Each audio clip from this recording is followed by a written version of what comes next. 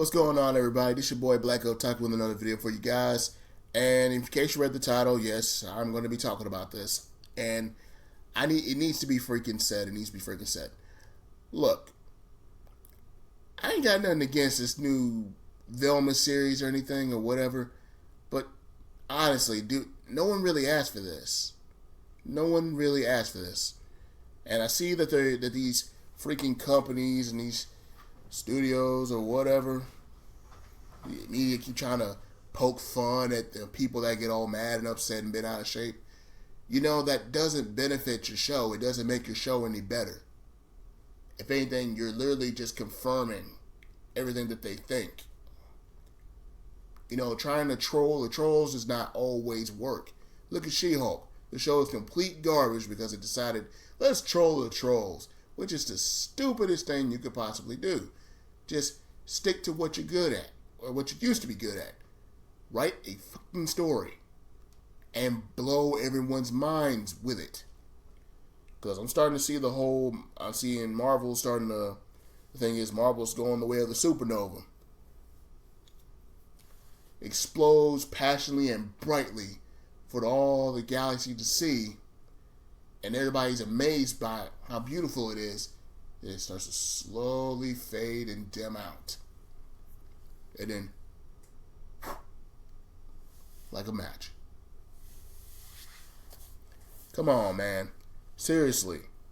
I ain't got nothing. The thing is, I feel like all this is just pandering and everything.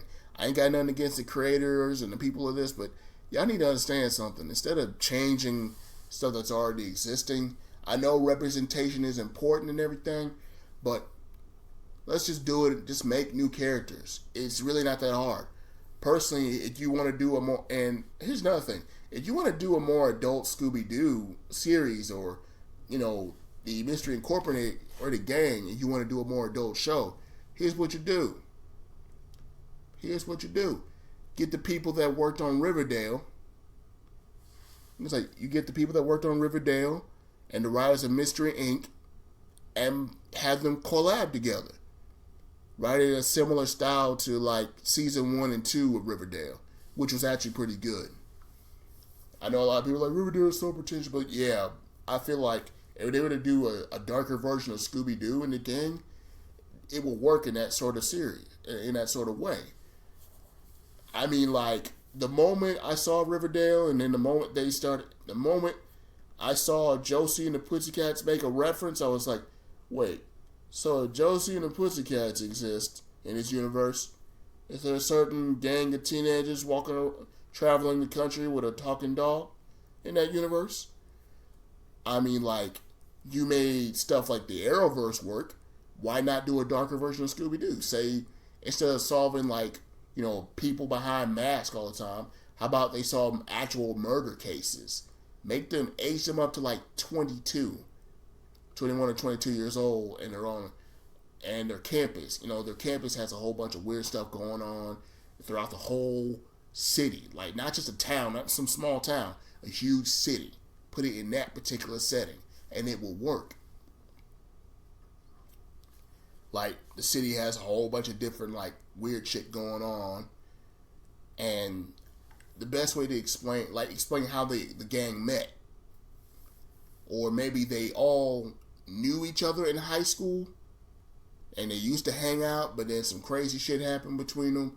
They, you know, fell out, had a falling out, and then now they had to come back together or something. Or if you want to go animated, do the exact thing I just said, but in animation form. Or here's another suggestion. Here's another suggestion that could you know, the current design that y'all have for Velma, keep those same designs, but change their outfits and, you know, change their outfits and their hair a little bit. But instead of making them, you know, Mystery Incorporated, make them a new generation of Mystery Incorporated. Think about it. Really think about it. We always get the old song and dance with Scooby and the Gang. But this show is supposed to be a little more adult. You know, get away with stuff that they couldn't get away with back in the day. Or they can only quote unquote imply. And before anyone makes a stupid joke or everything assessment or says something like, "Oh, I already know what you're talking about," I'm just gonna fucking say it. Shaggy and Scooby are fucking stoners. I don't care what anybody says. There is clear evidence. There is throughout the original series, all the way throughout the other iterations of Scooby and the gang. It's clear he's a fucking hippie. It's clear that he is a stoner. But all right, back to what I was saying. Basically, keep those same designs. The character designs. Just change their outfits. Make the classic Scooby gang in their like 30s and 40s, but they all work for the same school or academy or / university that specializes in that sort of deal, like criminal justice systems, PI stuff, that sort of thing. A specific school for that, or a huge academy with all sorts of different, electives and all that you can study from, and just have that particular cast of characters be the new generation of Mystery Incorporated. But instead of having Scooby with them, let Scrappy Doo be their Scooby. I know, because everybody freaking hates Scrappy, but I would say, but in this particular situation, why not redeem Scrappy? Just write Scrappy as a better character instead of that annoying little pup, or make a reference that he used to be a little annoying little shit, and now he's all grown up. He would be right around or a little bit younger than Scooby, about Scooby's size and everything, except he doesn't have the speech impediment that Scooby has. None of that Ruby Roo or Robbie Dobby Roo. None of that bullshit. Like, leave that out. Just make him different from his Uncle Scooby and everything. Maybe make a few references to other Hanna-Barbera characters. Like, maybe you have the other Hanna-Barbera human characters be teachers throughout that whole academy or whatever. And they're set in a whole brand new town. We can put it in modern day. You know what I'm saying? It doesn't take that much. And just give each of them a different personality and everything. Give them something like, have them have similar qualities to the old gang, but imagine that. But put the I'll put it this way: take the original characters from back in the '60s and '70s, I guess, and just take small little core characteristics from them and put them in each of the characters. Mix up a bit, like instead of making the Southeast Asian girl like the super smart and intelligent chick that notices everything, have her be the Shaggy of the group. Have her be pounding around with Scrappy Doo. Be different, Mix it up a bit, They don't have to all fit in the same little old school archetypes that they have. Be different, Do something different. Maybe the black Shaggy, I guess, I would say have him smoke weed. Or just or have all of them smoke weed. Or just have everyone but one character on the show not smoke. Better have everyone in the gang except Scrappy and the new Fred, I guess, not smoke weed.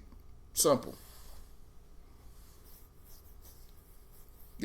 Got ahead and get that crap out of the way, man. We all know they smoke weed. Come on, man. We all know they smoke weed. You gotta be high. No, seriously. You have to be high as fuck. To be driving around in an old van with 3 people you barely know and a dog.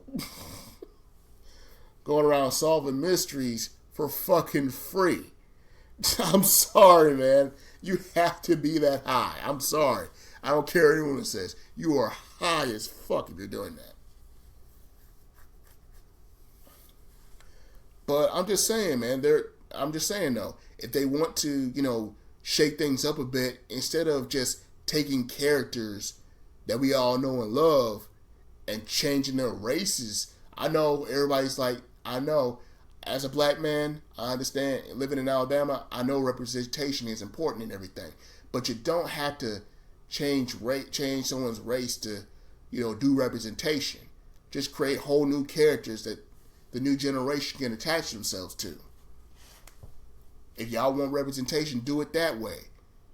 And I know a lot of people are like, but changing this race is not gonna do anything.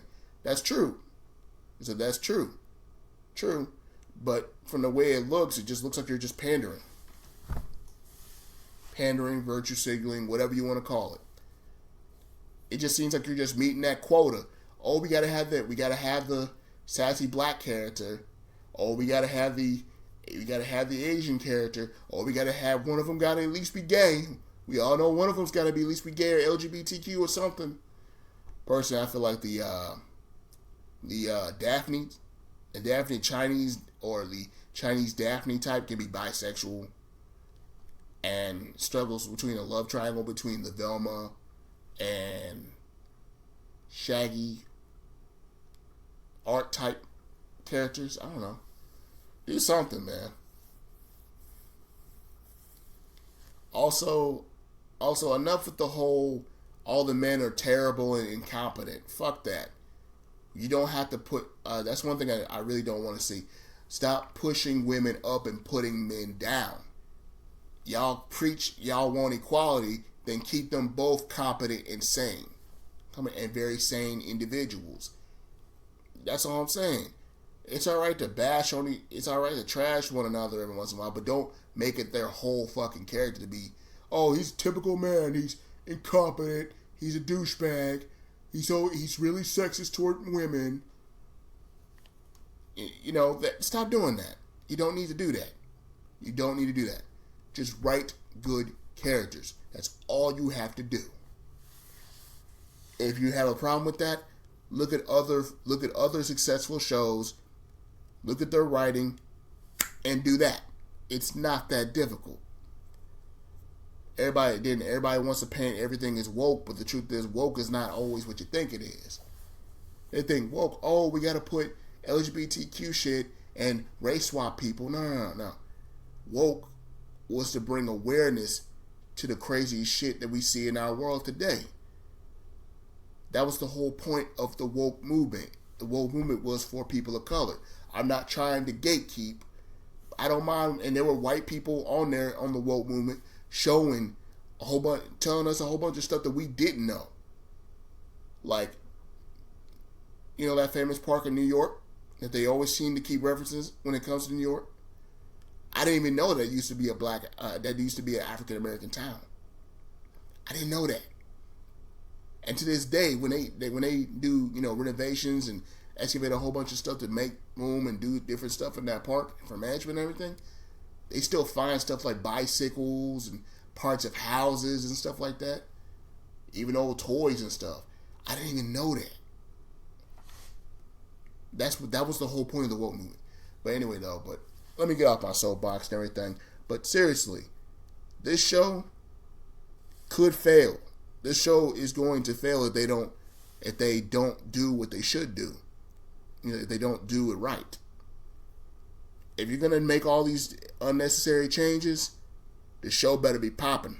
Otherwise, it's going to fail miserably.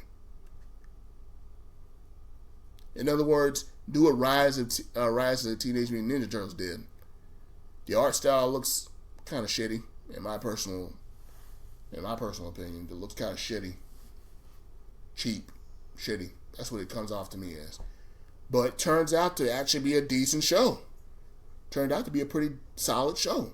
It's not that bad. I'm currently watching it now.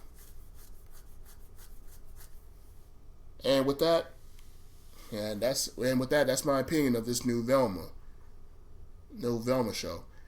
Let me know what you guys think in the comment section. Like, comment, subscribe, and I'm out. Peace.